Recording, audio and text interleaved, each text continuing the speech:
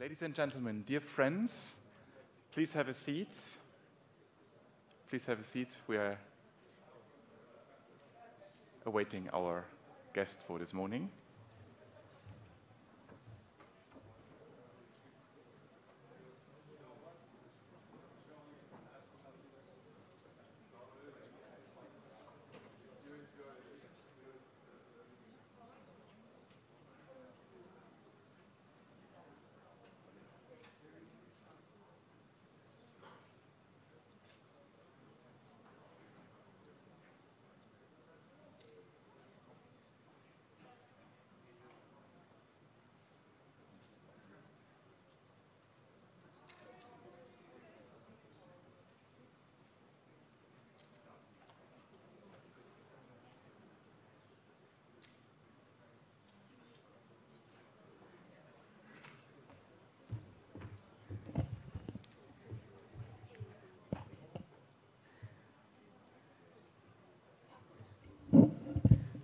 Good morning, everyone.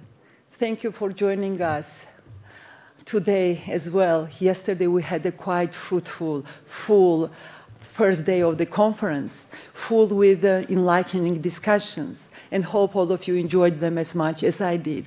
And we're starting the second day of our Rondeli Security Conference with a welcoming to Georgia and to our conference a special guest, a guest of honor, President of Iceland, His Excellency Guðni Jóhannesson. Mr. President, we are thrilled of having you here. You are the highlight of our conference. It's a huge honor. And all of us look forward to your speech on small states and big impact. We are a small state, so we know the importance of that. Small states and big impact, Iceland on the international scene. And with a further delay, Mr. President, the floor is yours. Thank you so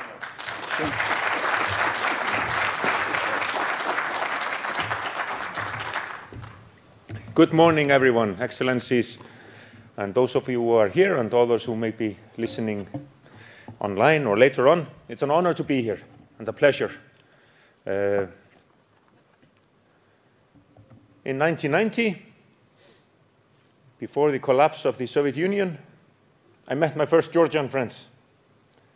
It was such a pleasurable memory in my mind now. I was studying in England at the university there, and we had a group of exchange students from Georgia. They were so lively, engaging, interesting, and ever since then I know how to say "Mesjan men kharkar," and that has done me well.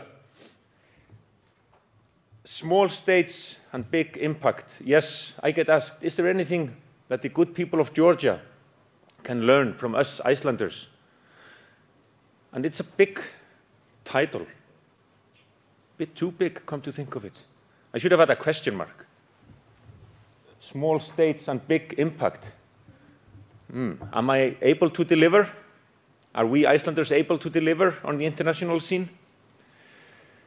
Iceland is small, young, only about 16 million years old.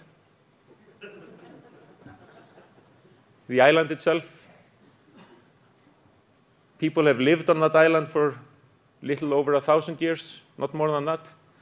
So our history is in no way comparable to the rich tradition and heritage here in Georgia. There aren't that many of us. It's me, my delegation,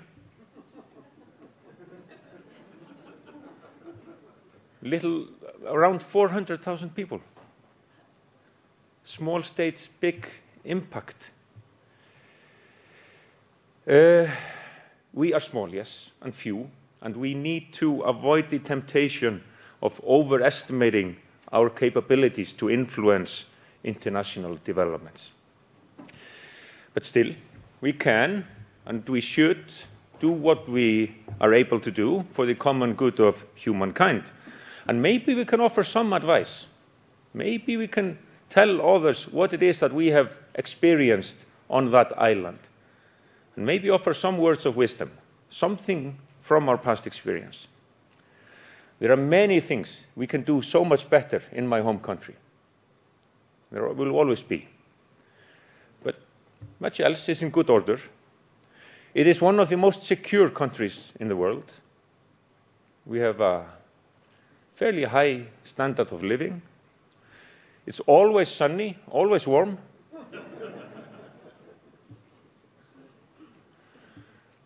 Never believe everything a person in my position says at a podium.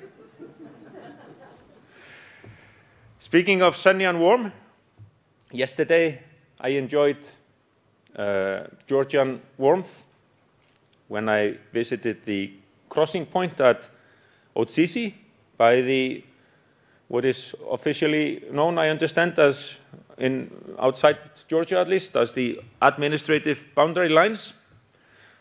But it was, yes, close to a line that I couldn't cross, even though Georgian territory was on the other side.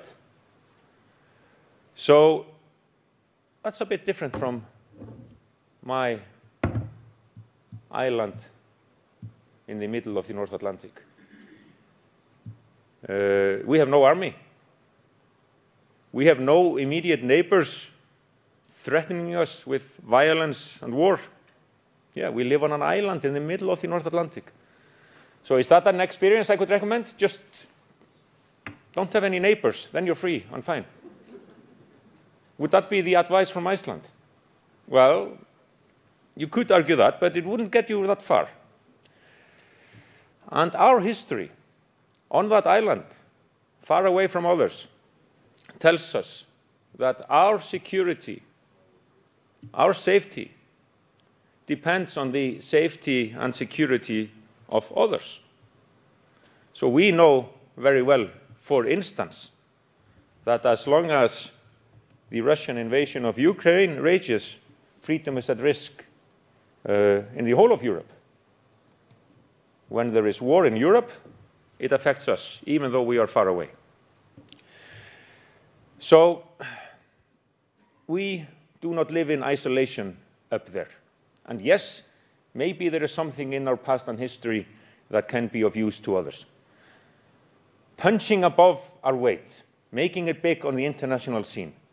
Maybe, just maybe, we share this with Georgia, another small country, that it pleases us a bit when we realized that we are recognized outside our borders, that people know where we are and what we have been doing. So let me mention one thing, one aspect where the Icelandic experience might be of use to others. It's not necessarily directly connected to peace and security, but come to think of it, it just might be. Because it enhances economic prosperity and it enhances the well-being of people in a society. So let me give you a few words about gender equality. There is a female president in Georgia, and I have enjoyed her hospitality and kindness in the last few days. In Iceland, in 1980, we had the privilege of electing for the first time a female head of state in this world. Vigdís Finnbogadóttir, still going strong at the age of 94. And for well over a decade, Iceland has topped the World Economic Forum Global Gender Gap Index. So we can offer some examples and lessons for others to follow. And back home, we know that the aspiration for full gender equality is not only an ethical and human rights issue, it's also a practical and economic issue. If one half of the population is always undervalued, if one half of the population is never allowed an equal platform to demonstrate to yourself and others what you're capable of, then the whole society suffers. So if the argument that it is just is not enough for people, add this carrot, you will actually all benefit. And this is also maybe a security issue.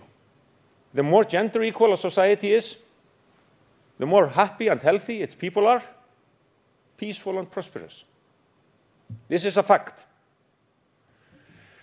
Now, I need to mention the Icelandic sagas.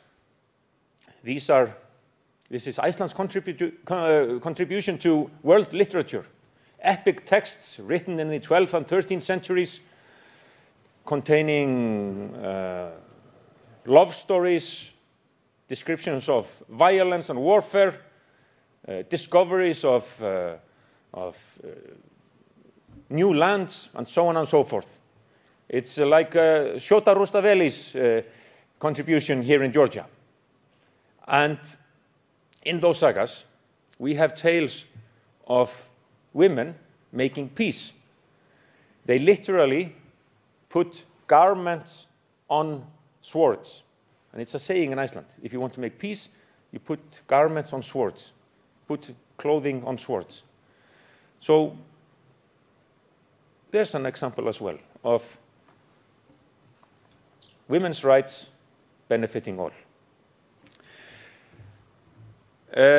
That's one example from Iceland, and I mention this to demonstrate that even though we're small, few, in the middle of the North Atlantic, our story resonates or should resonate with others. Closer to Georgia, slightly closer. Well, first, go back in time with me. Go back to the 17th of June, 1944. It ranks among the greatest days in Iceland's history. Finally, after decades of our campaign for full independence, it was a peaceful campaign, fought with the pen rather than the sword. But finally, on the 17th of June, 1944, Iceland became a republic. We gathered almost a quarter of the population, not that much, admittedly, but still a quarter of the population, at Þingvellir, the site of the old parliament, founded in the 10th century. And independence was declared, a republic formed, and a president was elected. I'm the 6th president of the country, and it was a glorious day in Iceland's history. That summer of 1944, Soviet forces captured the Baltic states of Estonia, Latvia, and Lithuania, small countries that we in Iceland have a strong connection to, close to the Nordic region, friends of ours in the Nordic-Baltic region. So we celebrated independence. They suffered the Soviet yoke. 50 years later, back home in Iceland, we celebrated 50 years of independence on the 17th of June, 1994. I wasn't there. I was in Vilnius, in Lithuania, working on my master's thesis about Icelandic support for Baltic independence. That's another case of a small state trying to make it big and having an influence on the international stage. Because at the time of the changes from, say, 1989 to 91, when the Baltic states and others within the old Soviet Union were fighting for their independence, the authorities in Iceland, led by the then foreign minister, offered moral, diplomatic, political support, always saying, yes, you big guys in Washington, Brussels, London, you want to see the big picture, you want to see the Cold War come to an end peacefully. You're not that concerned with small states reclaiming their independence, are you? But a moral voice must be heard. We must not forget the Baltic countries, or come to think of it, other countries, other states, other nations dreaming of reclaiming their independence. So that was the message from Iceland.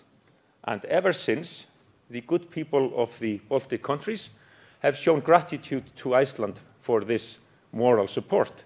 Now, that was, of course, not enough. I'm not saying here that Iceland caused the collapse of the Soviet Union.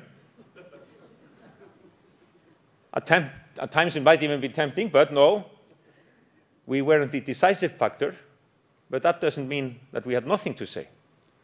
Small states can and should adopt a moral stance when the big players find it a bit harder. That is what we, the small nations, can and should do. Incidentally, after Iceland had become the first state to formally resume diplomatic relations with Estonia, Latvia, and Lithuania in late August '91, there were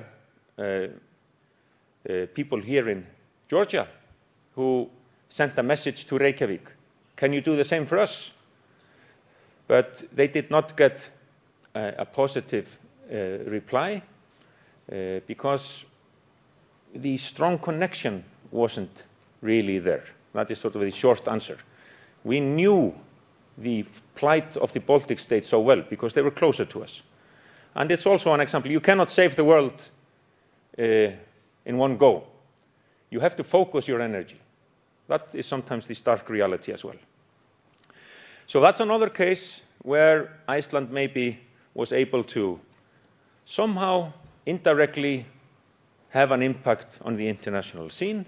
And yes, like I said, our good friends in the Baltic region certainly appreciated that. And some of you undoubtedly are familiar with that part of recent history in Europe and in this part of the world.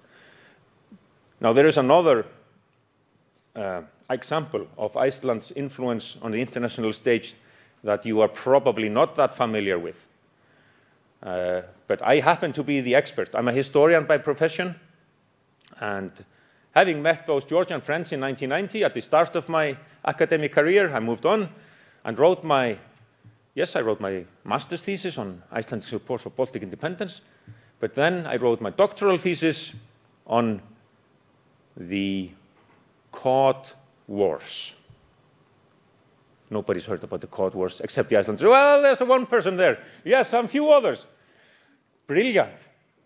But the rest of you, the Cod Wars were a series of conflicts between Iceland and primarily Britain about fishing rights around Iceland because we relied so heavily on fishing. Fishing was the mainstay of Icelandic economy in the 20th century. So in a series of steps, we moved the fishing limits where only Icelanders were allowed to fish from 3 nautical miles to 4, 4 to 12, 12 to 50, 50 to 200. And on every single occasion, the Brits protested. And at the latter stages, they sent warships to protect their fishing vessels from harassment by Icelandic gunboats. Small nation, Iceland, against the might of Great Britain, the Royal Navy. At first, there was very little we could do. The Icelandic Coast Guard captains, they would take a louthailer and shout to the captains of the fishing boats, "You are fishing illegally in Icelandic waters. You must leave immediately." And the Brits would just say, "Bugger off." And that we undo that. A small state without military might has to accept what a stronger state wants. It's like Thucydides in the Peloponnesian War. The strong do what they want, and the weak have to suffer. That was Iceland and the Cod Wars initially. But then, and because this is a security conference, I must mention Iceland's contribution to military hardware. The cutters. So, this is a British fishing vessel. And this is the fishing net. You catch fish in a net, and you haul in the net. And you catch your catch. And this is full of Icelandic fish. And we don't want that. So, as the fishing vessel, the trawler, was hauling in the net, the wires here in between, a Coast Guard vessel sails like this and cuts the wires. So down goes the net full of Icelandic fish, and you have a very angry fishing captain here. These cutters, these wire cutters, totally changed the rules of the game. We could now, and this was in the 1970s, prevent successfully British fishing in Icelandic waters. And this led to a series of dangerous collisions between Icelandic Coast Guard vessels and the Royal Navy warships, because they were trying to intervene.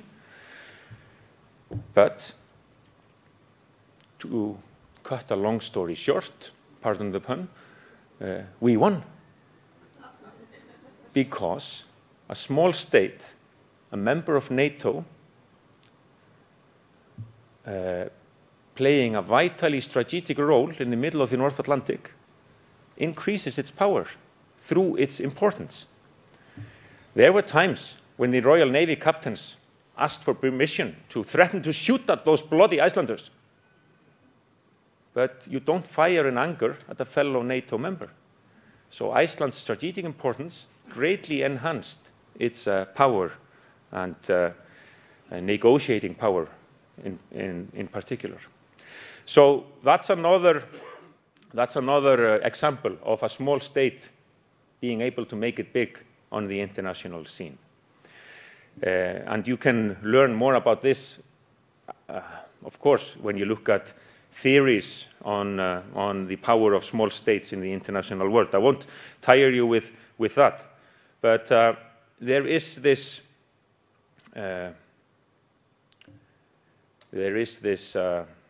divergence, perhaps, between a liberal view on world affairs and then the harsh reality, perhaps, of realpolitik.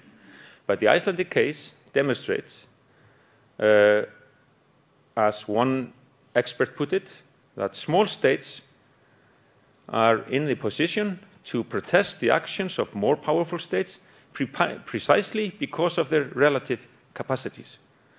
But then I would always add the caveat, be important. Be strategically important. That helps you a lot. So that gives you the added leverage that is needed. So what should we think about small states and big impact? I've given you a few examples of how a small state can play a role on the international stage. And maybe that's some food for thought, because as it says on the conference website, you will focus on major challenges to international and regional security through the prism of global competition between democracies and autocracies. And I think the example of small states is important there. I did mention, and I'm reaching the conclusion of my talk now, that we are a nation with no army. No wars have been fought on land in Iceland, well, since a civil war in the 13th century, and then we mostly fought with stones, throwing stones at each other. Until the women put garments on the few swords in the land. And these sagas of ours, this literature, this precious literature from the time of Rondeli, is close to our hearts. And one of Iceland's modern-day writers, Halldór Laxness, received the Nobel Prize in Literature in the mid-20th century.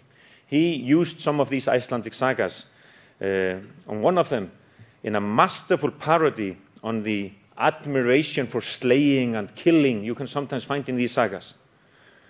One work of his is called, in English translation, Happy Warriors.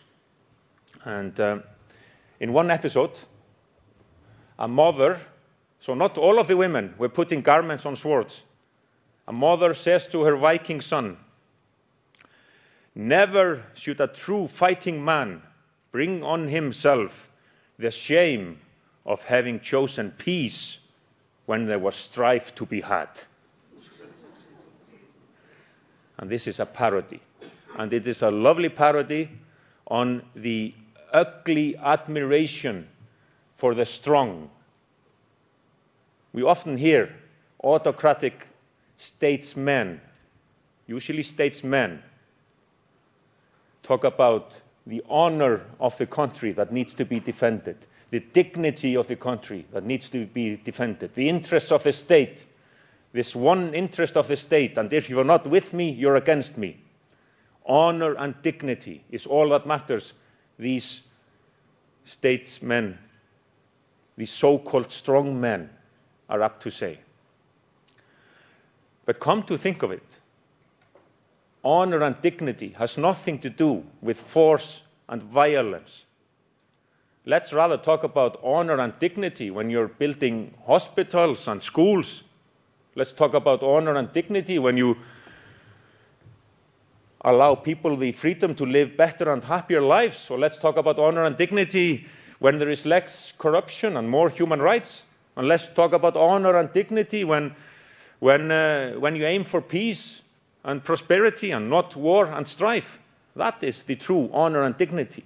And that is maybe where we small nations come in. Maybe we're not that much better. We're just less capable of making trouble. But let's just be thankful for that still. Isn't that a good thing? So small states and punching above your weight, that's a phrase that is sometimes used. I'm not sure I like that phrase. Why should we punch at all? Above our weight, below our weight? There's nothing good about punching. Won't it get tired? I'm reminded of a phrase that a Baltic leader, one of the leaders in the Baltic countries, our good friends there, said once. He was asked, what is your future aspiration for your country? This was very shortly after the reclamation of independence in the 1990s. What do you dream of? And he said, well, I just want us to be another boring Nordic country where nothing ever happens. And that actually is something to strive for. Peace, prosperity, and then you get all the excitement you need, for instance, by visiting a lovely country like Georgia. Why not? So finally, I want to use this opportunity to thank everyone sincerely from the bottom of my heart for the hospitality and kindness I have enjoyed here in Georgia. And I know I speak for my whole delegation. We've had such a lovely time.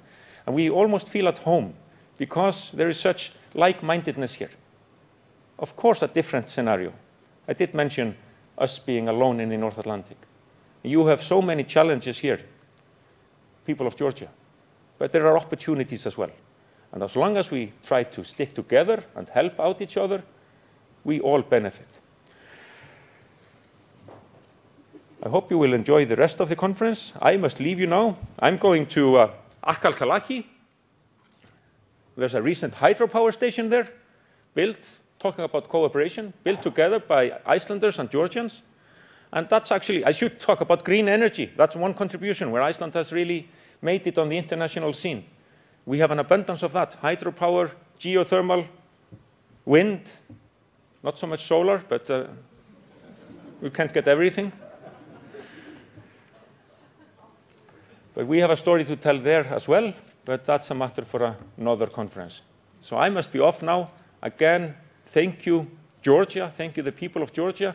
And you who have come from afar, I know that you agree with me that this is a lovely place to visit, and I wish you all the best. Thank you very much.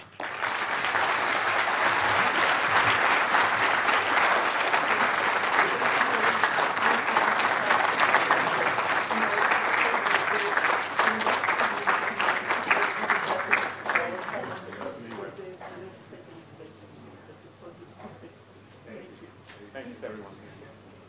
All right.